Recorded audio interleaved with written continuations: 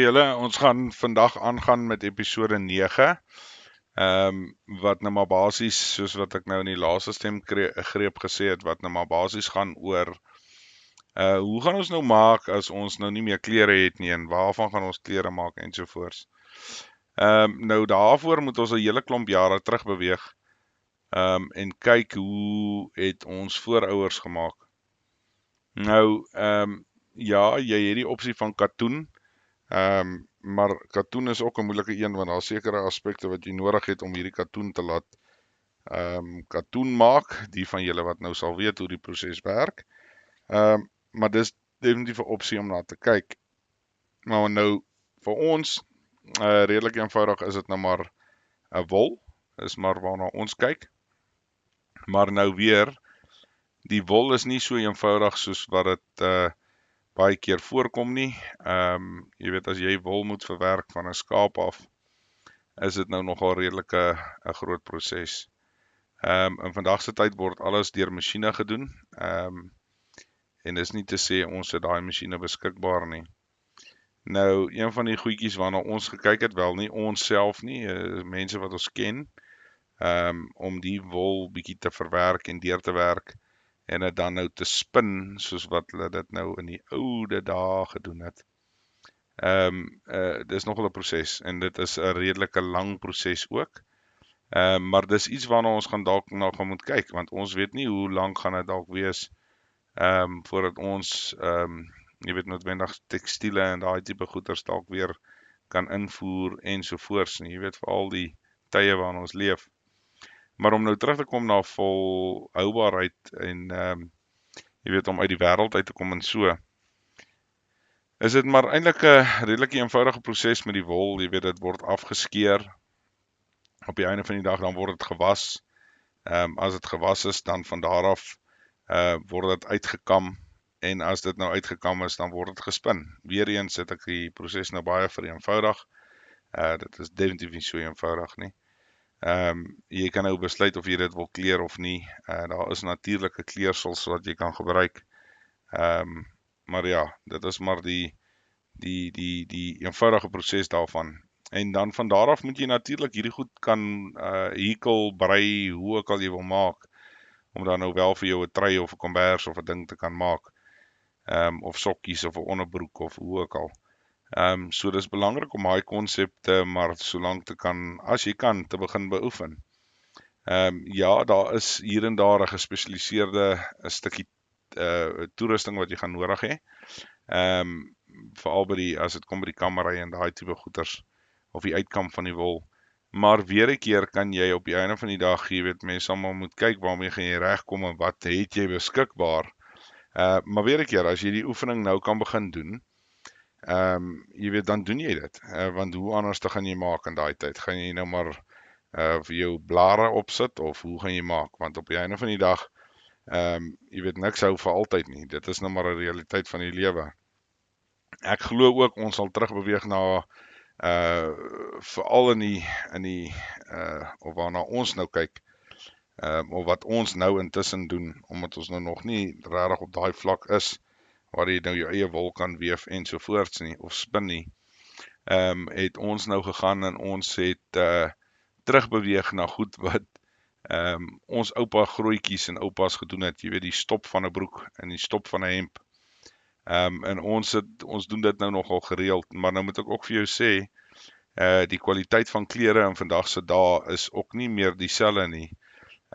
Jy weet, hy val regtig eintlik nog maar van jou lyf af.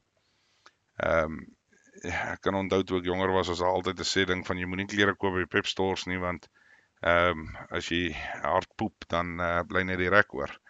Nou dit is amper hoe vandag se klere is. Jy weet, so dit is nou maar ongelukkige realiteit in vandag se tyd, dat baie van hierdie kledingstukke is definitief nie meer die kwaliteit wat dit was jare gelede nie. Maar as jy weet, met daai hele storie gaan ek dink mens kan jou klere maar stop sover as moontlik. Ek weet daar's dit mag dalk nou 'n probleem inkom van jy's dalk skaam om met 'n broek te loop wat nou gestop is of wat ook al. Maar op die einde van die dag, jy weet, dit is 400 of 500 rand wat jy nou spaar om 'n broek te koop wat anyway net 6 maande hou. 'n Groter probleem vir my, behalwe vir die klere, is skoene natuurlik. Ons probeer maar baie ouer skoene kry. Dit gaan nou al snaaks klink. Maar iets soos ou weermagskoene byvoorbeeld, hou baie meer en baie langer as enige iets anders. Selfs die nuwe weermagskoene kom eers naby dit nie. Jy weet, so dis nogal iets om na te kyk. Maar die klere is 'n moeilike een, is regtig moeilik. Maar soos ek sê, ons is nou op baie punt waar ons die goed stop. En ons volgende stap gaan dan nou definitief wees waar ons nou maar kyk om ons eie goed te maak en dit aan te trek en te dra. Nou ek sien dit is een van die meer gevorderde aspekte om na te kyk, omdat meeste van hierdie goeders behoort nog redelik beskikbaar te wees en lank beskikbaar te wees. Maar onthou nou, die hele effek of die hele idee van hierdie is om volhoubaarheid te kry weg van die winkels af. So jy wil nie weer na 'n winkel toe gaan nie. En al hoe jy dit gaan doen is om hierdie prosesse te begin in plek sit. Soos ek gesê het, skoene is baie moeilik, want die meeste skoene is ook nie meer in vandag se tyd deurgewerk en vasgespyker ensovoorts nie. Die meeste van hulle word maar 'n bietjie geplak met 'n bietjie gom, en daai gom is amper half of dit gemaak is om na so 'n jaar los te kom. En natuurlik ook die kwaliteit van die materiaal ensovoorts wat gebruik word is nie naaste by wat dit was in die vroeë jare nie. Dis hoekom ons hou nogal van die ou weermag boetse, maar nie die nuus nie, en ook nie die vervalste tipe nie. Ons soek die ou weermag boetse want hulle hou actually. En jy kan hom regmaak. Dis die ander mooi ding van hom. Jy weet, as die jaak afval, dan kan jy hom plak en vaslaan met spykertjies weer. Waar met die nuwe goed, ek dink as jy met 'n spyker aanslaan, gaan jy 'n hele paar gate in jou voet hê. Maar weer 'n keer mense, dis maar belangrik om weer 'n keer na so iets te kyk en probeer dit. Ek meen, onthou, jy hoef nou nie 'n hele skaap se wol te gaan koop nie. Ek meen, byvoorbeeld die mense hier by ons het maar 'n bietjie van die wol hier by ons gevat en die oefening gaan doen. En die tannie het reguit vir my gesê, dit is ongelooflik baie werk, baie harde werk om hierdie goed reg te kry, dat jy dit actually kan kry op die punt waar jy dit moet spin.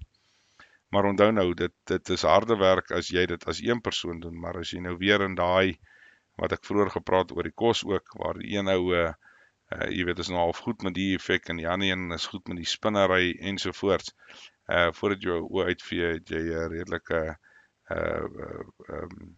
'n struktuur waarop jy kan terugval, om actually vir jou 'n bietjie klere te maak as dit moet.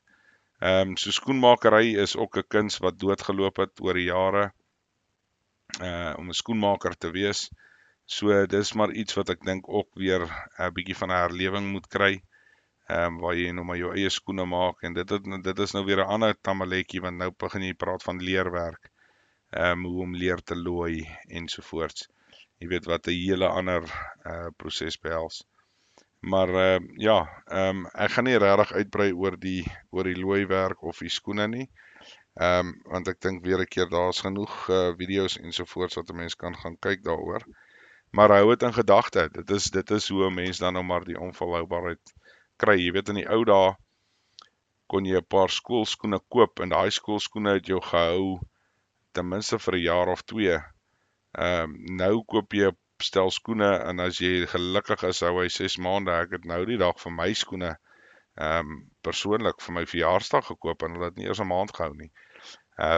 Jy weet, dit is nou maar net die realiteit van vandag se tyd, en dit is ook nie dat dit was by 'n Fong Kong plek nie, dit was by Johnson's Warehouse. So dit wys jou dat die kwaliteit is nou maar nou ongelukkig net nie meer daar nie. Jy weet, alles kom nou maar van een plek af, of ons dit wil weet of nie.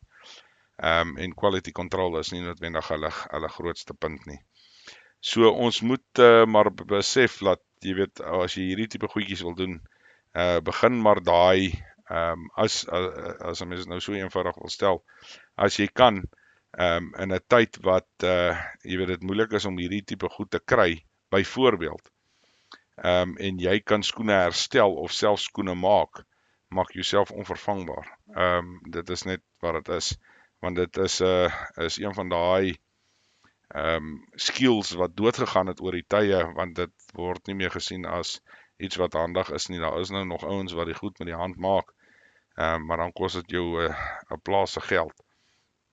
Jy weet, en dan is dit ook hierdie snaakse, punterige, snaakse skoene. Ek weet nie eens wat is die punt van daai goed nie, maar anyway.